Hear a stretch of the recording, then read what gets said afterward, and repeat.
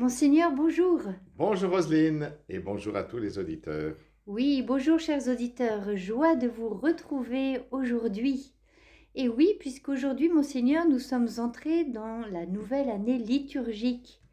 Eh bien, bonne Alors, année alors, vous aussi, puisque, Monseigneur, puisque vous nous avez sommes raison. dans la nouvelle année, Soyons il faut quand même cohérents se situer jusqu'au bonne bout. année, Bonne n'est-ce pas? année, Monseigneur. Mais alors, pouvez-vous nous expliquer davantage pourquoi est-ce que l'on parle d'une nouvelle année?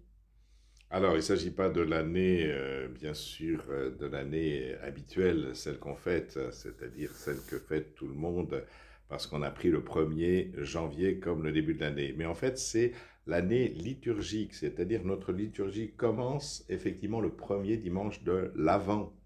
Alors l'Avent, c'est bien connu, l'Avent. Il paraît qu'on fait des calendriers que les gens ne veulent pas apprécier. Bon, enfin bref, donc l'Avent, ça s'écrit avec un E. On pourrait penser que ça s'écrit avec un A puisque c'est avant Noël. Mais non, ça s'écrit avec un E parce que ça vient de Adventus. Adventus qui fait ce qui va advenir. En effet, l'année, pour nous, l'année se termine avec le Christ roi de l'univers, c'est-à-dire la gloire du Christ qui achève l'année, c'est-à-dire, voilà, le Christ est passé sur la terre, et en passant sur la terre, il achève justement dans la gloire du ciel, au moment de sa résurrection. Donc l'année se termine par le Christ roi de l'univers, signe de son retour en gloire. Et puis, le début de l'année commence par l'avant, c'est-à-dire nous nous préparons à Noël, c'est-à-dire à la venue du Seigneur. Au fond, vous voyez, cette venue du Verbe de Dieu dans l'humanité commence une nouvelle ère, c'est-à-dire que maintenant Dieu est avec nous. Dieu est avec nous, d'où le deuxième nom de Jésus, c'est-à-dire Jésus c'est Dieu sauve, Emmanuel c'est Dieu avec nous. Donc voilà, non seulement Dieu est en esprit, c'est-à-dire au fond inaccessible, invisible, mais maintenant Dieu est avec nous en chair et en os, si je peux m'exprimer ainsi. Mais voilà, donc voilà, c'est le point zéro de l'histoire. D'ailleurs, aujourd'hui, on compte, on est en 2025 après Jésus-Christ. Et donc, vous voyez, c'est le point zéro de l'histoire. Et le Premier Testament, ce qu'on appelle la Bible, on appelle aussi l'Ancien Testament, mais le Premier Testament, au fond, c'est la préparation de cette venue de notre Seigneur Jésus-Christ. Et l'Avent rappelle cette période, c'est l'Avent prépare Noël, tout simplement. Noël, je rappelle, c'est un vieux mot français, comme Doël. Doël a été traduit en français moderne par deuil, c'est la douleur en fait, Doël.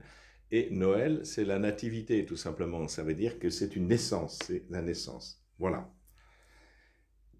Mais les textes liturgiques des jours qui précèdent expriment surtout le rapport à la fin. Comment comprendre cela?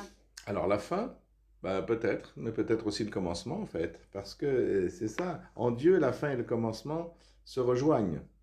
Vous voyez, nous vivons dans la durée, nous vivons dans le temps. Dans le temps, alors c'est compliqué parce que les scientifiques nous disent que le temps n'existe pas, mais donc nous on vit dans la durée parce que voilà, c'est un commencement, il y a une fin, mais Dieu lui vit dans l'éternité, sans fin ni commencement. Donc les textes que nous lisons, soit des livres d'Isaïe, soit des livres de l'Apocalypse, etc., parlent de quoi au juste? Est-ce qu'ils parlent de la venue du Christ en notre chair? On peut l'interpréter comme ça. Ou le retour glorieux du Christ, c'est-à-dire qu'on appelle la parousie. Alors le commencement, la fin, à quel moment c'est un commencement, à quel moment c'est une fin? C'est vrai que pour nous, il y a une durée, donc il y a commencement et il y a fin, mais c'est que cela nous parle d'autre chose. Vous voyez, même quand le Christ parle des fins dernières, quelquefois il dit cette génération ne passera pas. Ben, cette génération, c'est la sienne. De quoi parle-t-il? Sans qu'il voie la gloire de Dieu. Ben, peut-être s'agit-il simplement de la transfiguration ou de la résurrection, qui signifie les deux. Effectivement, le Christ transfiguré devant ses apôtres, ils l'ont vu dans la gloire à ce moment-là. Ils le verront aussi au moment de sa résurrection. C'est quand même un corps glorieux qui apparaît, qui ne dépend pas de l'espace et du temps. Donc cette génération, effectivement, ne passera pas. Mais il y a d'autres termes qui signifient son retour définitif, c'est-à-dire quand il reviendra pour achever le salut de cette création. Voilà, cette création, comme le dit saint Augustin, Dieu a créé sans toi, il ne veut pas te sauver sans toi. C'est-à-dire que quelque part, voilà, on ne nous a pas demandé notre avis pour venir sur la terre, Dieu ne nous a pas demandé conseil pour la création, d'ailleurs il a bien fait, à mon avis, mais par contre le salut, Il y a une participation au salut, il faut accueillir le salut. Le salut, c'est une grâce, c'est un cadeau de Dieu, c'est un signe de son amour. Et nous avons à répondre à cela, et donc Dieu ne veut pas te sauver sans toi. Alors tous ces textes nous parlent un peu de tout cela.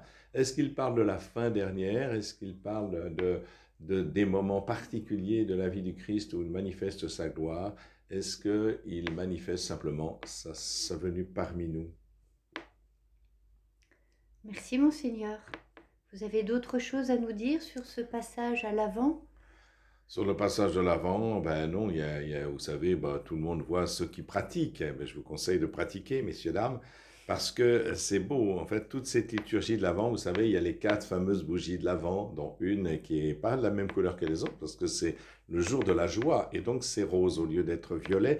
Violet, c'est une attitude de pénitence pendant le carême, par exemple. Dans le carême, on se prépare quoi, à cet événement extraordinaire de la mort du Christ quand même, de la mort et de la résurrection du Christ qui est encore plus extraordinaire, mais qui se manifestera cette fois par une couleur d'or ou de blanc pour manifester la gloire. Et bien l'avant aussi, on reprend cette couleur violette. Pourquoi cette couleur violette? Pour manifester ce temps voilà, où il n'y a pas la plénitude, où on est en attente, il y a une sorte d'incomplétude. Nous sommes, voyez, on voit bien qu'il y a quelque chose qui ne va pas.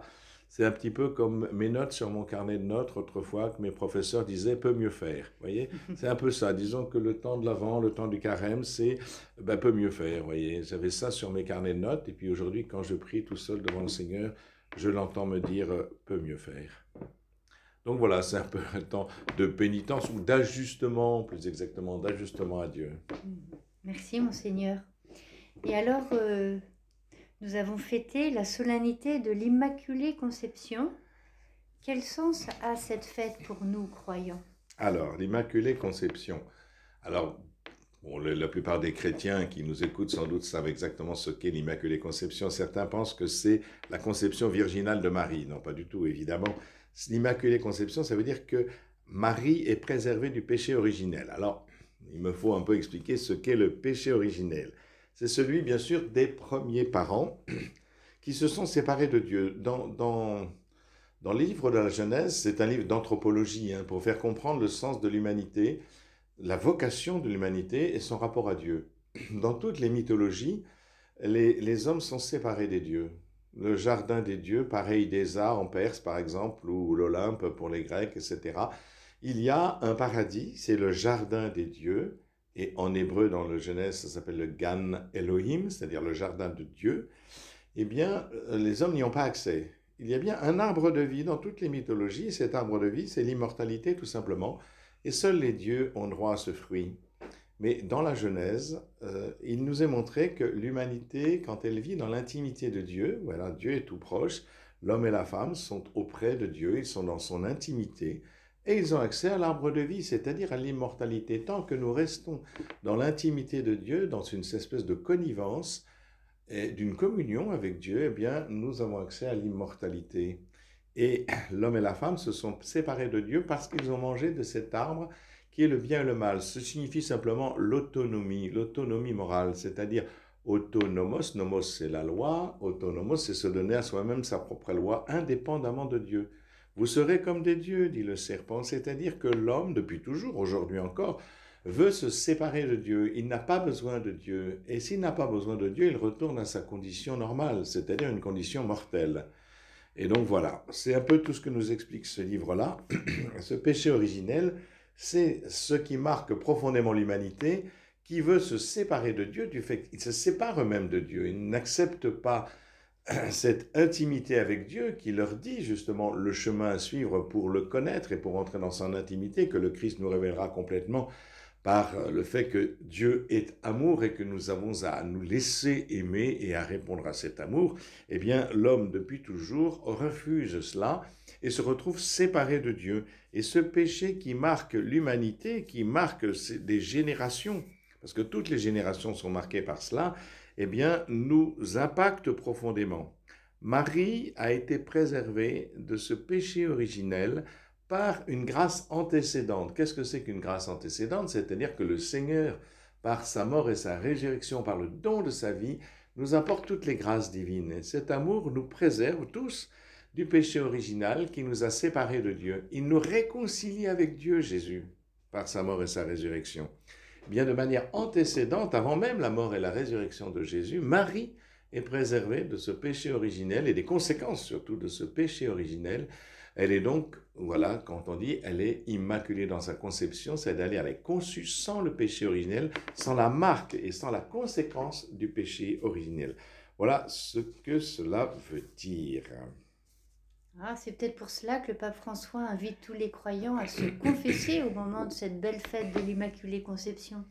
Oui, c'est ça, c'est-à-dire que quelque part, nous aussi, maintenant, nous sommes sauvés par le Christ et nous sommes préservés du péché originel grâce au salut que le Christ nous offre. Pour retrouver l'intimité avec Dieu, se confesser, c'est simplement se reconnaître pécheur, non pas pour se culpabiliser, mais simplement pour s'ajuster à Dieu. Il ne s'agit pas de se regarder le nombril, hein, parce que si c'est ça, effectivement, si elle va se confesser en disant « je suis un pauvre type », ah oui, ça c'est vrai, mais ce n'est pas la question. La question c'est « est-ce que je suis triste ?» C'est ça la vraie question. Est-ce que je suis triste? Triste parce que quand je fais du mal à quelqu'un que j'aime, je suis triste. C'est ça vraiment. Et si je ne suis pas triste, si je suis simplement coupable, je me regarde encore moi-même, encore une fois. Ça ne sert à rien. Que je me regarde en pensant, en ayant une illusion sur moi, en pensant que je suis le meilleur et le plus beau, c'est complètement nul. Mais si je me regarde en disant je suis complètement nul, c'est pareil. Non, la question n'est pas là. La question, c'est quelqu'un m'aime et j'ai blessé l'amour de cette personne et ça me rend triste.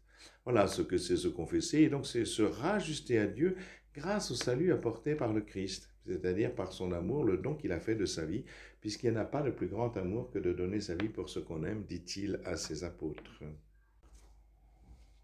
Vous avez participé avec beaucoup d'autres à la réouverture de la cathédrale Notre-Dame de Paris, Monseigneur.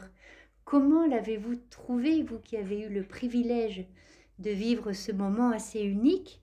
Et pouvez-vous nous dire aussi que nous rappelle au fond la beauté de cet édifice?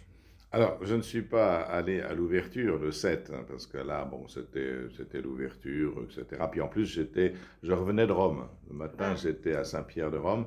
Mais le lendemain, par contre, j'ai assisté à la messe. Parce que c'est quand même la messe que c'est important, puisque cette cathédrale est essentiellement faite pour ça. Et donc, c'est normal que j'aille à la messe. Je pratique, chers amis. J'espère d'ailleurs que vous en faites autant. Donc voilà, donc j'étais à la messe. Et pour la consécration de l'autel, c'est très important parce que justement pour pouvoir célébrer sur cet autel, encore faut-il qu'il soit consacré, ce qui s'est passé, ce que mon successeur Laurent Ulrich a fait, donc avec cette onction d'huile et puis tout ce rituel qui est autour qui est très très beau.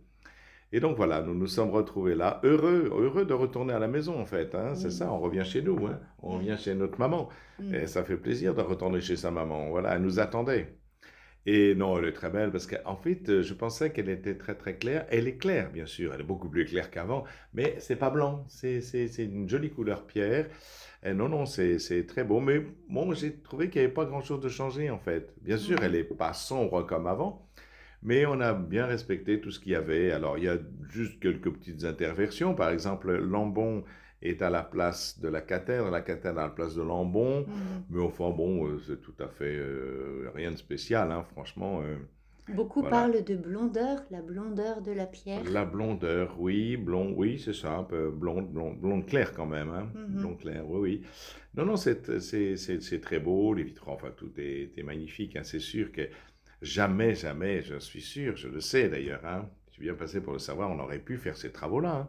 Bien sûr. Je ne veux pas dire que l'incendie est une grâce, bien sûr que non, ce n'est pas une grâce. Mais j'ai l'impression quand même, vous voyez, c'est quand même un signe extraordinaire, ça veut dire que d'un mal, Dieu peut tirer un bien plus grand. C'est vraiment ça le signe, hein. Vous voyez, des fois on fait le mal, on fait un péché, mais la question c'est où on s'affirme dans ce péché, où on pense que Dieu va nous permettre à partir de là de rebondir davantage. C'est un peu comme le pardon, hein. Quelqu'un a fait du mal, si on lui pardonne, eh bien ça peut entraîner un bien bien plus grand que celui qui existait avant que le mal existât. Et donc, voilà, je pense que c'est exactement ça. Oui, l'incendie de Notre-Dame, c'est un mal absolu, c'est terrible, d'autant qu'elle a failli s'effondrer quand même, hein, que la tour nord et puis toute la partie nord, j'étais là en train de regarder ça, je peux vous dire que c'était impressionnant. Eh bien non, et aujourd'hui, elle est plus belle qu'elle n'a jamais été, hein, donc, enfin, jamais été, je ne sais pas, parce que je n'étais pas là au XIIIe siècle. Mais en tous les cas, elle est magnifique, jamais on n'aurait pu faire ça. Donc, vous voyez, un mal et on a tiré un bien plus grand du mal. Et c'est C'est ça au fond, c'est ça l'espérance. C'est toujours, quand on voit notre société, on se dit, oh c'est terrible, c'est terrible. Oui, mais de cela, Dieu peut faire quelque chose de plus grand en utilisant le génie, le savoir-faire des hommes quand ils comprennent qu'ils travaillent une œuvre qui les dépasse. Et c'est ce que Mhm. j'avais vu auprès des compagnons quand j'étais monté là-haut. C'était cet esprit extraordinaire. Même l'architecte en chef a dit, j'ai jamais vu un chantier comme ça. Pourquoi? Parce que vous voyez, maintenant on est très individualiste. Quand on fait quelque chose, on veut qu'il y ait le nom sur la chose. Voilà, Mhm. c'est l'hôtel de machin, c'est le tableau d'un tel, etc. Là, pas du tout. Ils ont retrouvé cet esprit des compagnons du Moyen Âge et qui travaillaient à une œuvre commune qui les dépasse. Mais c'est Mhm. ensemble qu'ils travaillent à une œuvre commune qui les dépasse et ça donne un état d'esprit extraordinaire. Et on avait un peu retrouvé ça. Et je crois que voilà, c'est peut-être un peu ça auquel il faut penser. Comment, plutôt que de se regarder le nombril et regarder de se comparer par rapport aux autres, comment ensemble on peut travailler à une œuvre qui nous dépasse. Et c'est comme cela qu'on atteint Dieu. Mhm. Très beau. Merci. Alors nous passons de la fête de l'Immaculée Conception à la belle ouverture de Notre-Dame jusqu'à l'année jubilaire qui va bientôt commencer, le 24 décembre je crois. Et oui, oui, l'année jubilaire voulue par le pape, 1025, ce qui s'appelle Pèlerin d'Espérance. Eh Mhm. oui, c'est beau, Pèlerin d'Espérance. Alors, j'étais à Rome donc la semaine dernière, et ce qui est drôle, c'est qu'il y avait des travaux partout. Alors, on me dit, c'est à cause de l'année jubilaire. D'abord, j'ai cru que j'étais à Paris. Je me dis, qu'est-ce qui se passe? Il y a des travaux partout. Je suis revenu à Paris. Non, pas du tout. C'est parce qu'il y a des travaux vraiment partout. C'est impressionnant. Mais c'est pour l'année jubilaire. Enfin, c'est ce qu'ils nous disent. C'est pour préparer les jubilaires. Donc, l'année jubilaire, c'est tous les 25 ans. La dernière, c'était en 2000. Et donc, bah oui, forcément, 2000, c'est pas rien. Et donc, il est attendu cette année 32 millions de pèlerins qui sont attendus à Rome. Alors, il y a autre chose, c'est que bien sûr, 2025, il faut penser à qu'est-ce qui se termine par 2025. Eh bien, il y a quelque chose d'important qui s'est passé, une année qui se termine par 25, c'est 325, et c'est Mhm. le concile de Nicée, celui qui nous a donné notre grand credo. Je crois en un seul Dieu, le Père Tout-Puissant, Créateur du ciel, de la terre, de l'univers, visible et invisible. Il s'agissait de définir qui est Jésus-Christ contre l'arianisme, etc. C'est Jésus est vrai Dieu, vrai homme, conçu du Saint-Esprit, engendré, non pas créé, consubstantiel au Père, etc. Donc vous voyez, ça c'est très important de marquer cela. C'est le moment justement de réciter ce credo, puis peut-être de le revisiter, pas seulement de le dire comme ça de manière distraite, mais voilà, qu'est-ce qu'il y avait derrière? Alors bon, après c'est Pèlerin d'espérance, c'est le thème de cette année jubilaire. Mais alors que peut-on espérer aujourd'hui dans un monde, nous le voyons, qui est quand même marqué par tellement d'instabilité? Ah bah, j'ai parlé de Notre-Dame, qui était un signe d'espérance. Et d'ailleurs, je pense que je ne suis pas le seul à avoir dit ça. Mais pour comprendre cela, c'est vrai que quand on regarde les informations, c'est épouvantable. On se dit, oh là là, qu'est-ce que c'est que ce monde? Enfin, ça a toujours été un peu comme ça. L'espérance, il faut savoir que c'est une vertu théologale, c'est-à-dire que c'est un don de Dieu. Et je pense qu'il faut distinguer l'espérance de l'espoir. Mhm. L'espoir, c'est proprement humain. Est-ce que j'ai l'espoir, moi, de quelque chose, etc. Mais évidemment, quand on voit le monde, on peut désespérer au sens que je n'ai plus d'espoir. Mais je ne perds jamais l'espérance, puisque l'espérance est un don de Dieu. L'espérance, ça veut dire simplement que Dieu n'a pas dit son dernier mot.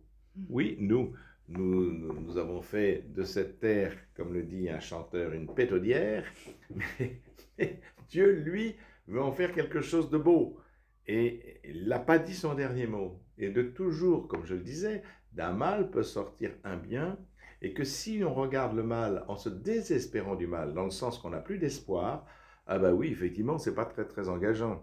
Mais pèlerin d'espérance veut dire qu'on croit, en allant là-bas, que Dieu lui a encore quelque chose à dire, quelque chose à faire, à condition qu'on se mette à l'écoute de Dieu et qu'on mette nos mains, notre cœur et notre tête à disposition du Seigneur pour pouvoir justement changer les choses de manière très modeste. Il faut commencer humblement, c'est ce que dit le pape dans son encyclique sur le cœur de Jésus. Eh bien voilà, comment aussi nous mettons notre cœur à disposition. C'est pas des projets mirifiques, mirobolants, des visions politiques, etc. Non, non, non. C'est simplement commencer à vivre l'évangile là où nous sommes, avec les quelques personnes qui nous entourent. Et si tout le monde fait ça, je peux vous dire que le monde va être transfiguré. Ça s'appelle l'espérance. Et vous êtes déjà, même si vous n'allez pas à Rome, si vous faites cela, vous êtes des pèlerins d'espérance.